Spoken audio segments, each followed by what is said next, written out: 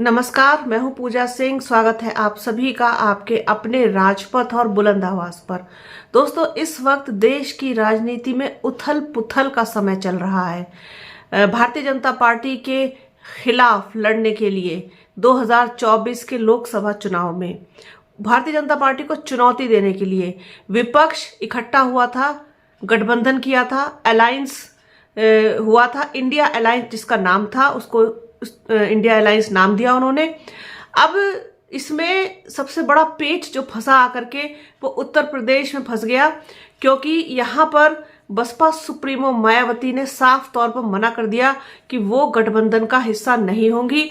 तो उत्तर प्रदेश में कांग्रेस, समाजवादी पार्टी और राष्ट्रीय लोक दल, ये तीन लोग ही बचे हैं जो उत्तर प्रदेश में गठबंधन करके लड़ेंगे भारतीय जनता पार्टी के खिलाफ। अब ऐसे में सबसे बड़ी दुविधा की स्थिति में अगर कोई है तो वो है मुस्लिम मतदाता। मुस्लिम मतदाता जो है वो समाजवादी पार्टी के साथ जाने में जरा भी इंटरेस्टेड नहीं है, और वो चाहता है कि उसका नेतृत्व कोई ऐसी पार्टी करे जो वास्तव में उनके रोजगार के लिए, उनकी भलाई के लिए, उनके हितों के लिए और उनकी जो है सुरक्षा के लिए, इन तमाम जो मुद्दे अल्पसंख्यकों के हैं उनको लेकर के लड़े। तो ऐसे में उसको AIMIM के साथ साथ BSP भी एक ऑप्शन के रूप में दिखाई देती है।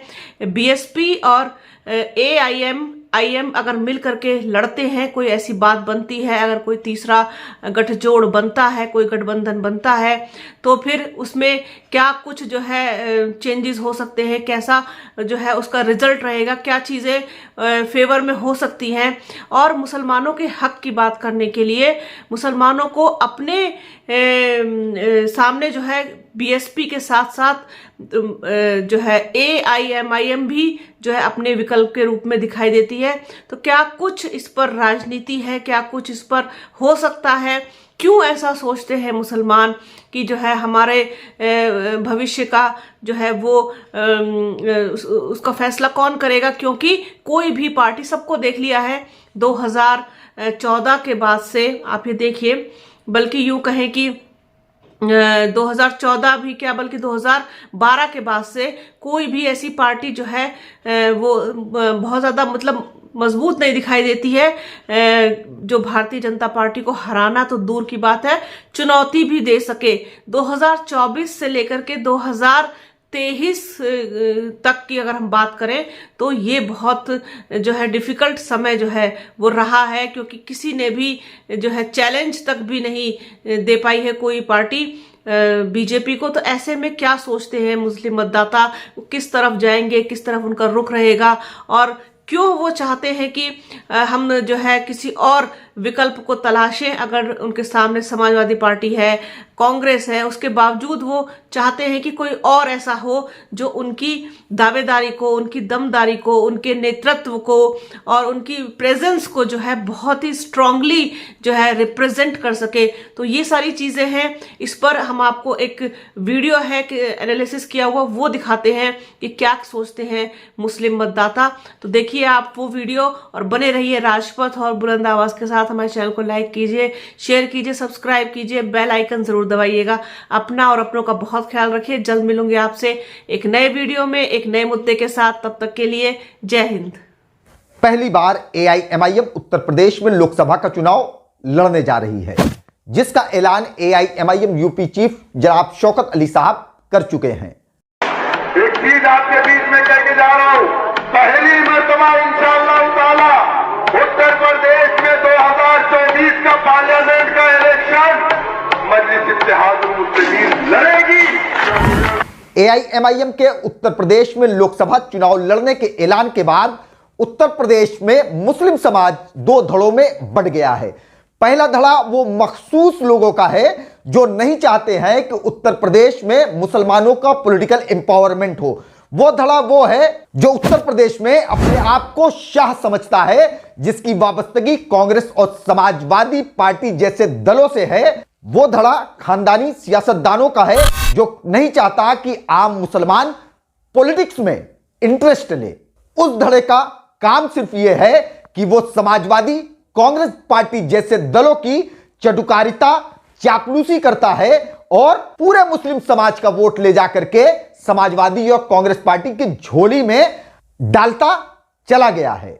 दूसरा धड़ा जो मुसलमानों का है वो आम मुसलमानों का है, जो चाहता है कि आने वाले वक्त में हमारे बच्चों को रोजगार मिले, आने वाले वक्त में हमारे बच्चों को अच्छी एजुकेशन मिले, आने वाले वक्त में हमारे बच्चों का अच्छा सामाजिक स्तर हो, हमारे बच्चे भी पॉलिटिक्स में इंटरेस्ट लें और अपनी कम्युनिटी और इस देश के लिए बेहतर काम कर सकें। मगर जो पहला धड़ा सरमायादारों का है, सियासी घरानों का है, चापलूसों और चम्मचों का है, वो कभी नहीं चाहता कि उस उत्तर प्रदेश का या तो देश का मुसलमान अपनी अक्ल लगा करके अपने बच्चों के मुस्तकबिल को समझ करके वो कहीं वोट दे।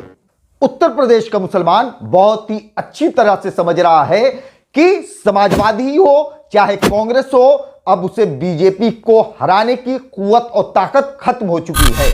इंडिया अलायंस बना हुआ है, मगर इंडिया अलायंस के बनने के बाद अभी जो 5 राज्य के चुनाव हुए, इस चुनाव में जो यूनिटी इंडिया अलायंस में दिखनी चाहिए थी वो यूनिटी नहीं दिखी, जिसका खामियाजा यह हुआ कि आज भारतीय जनता पार्टी छत्तीसगढ़, राजस्थान और मध्य प्रदेश में काबिज होने में कामयाब रही।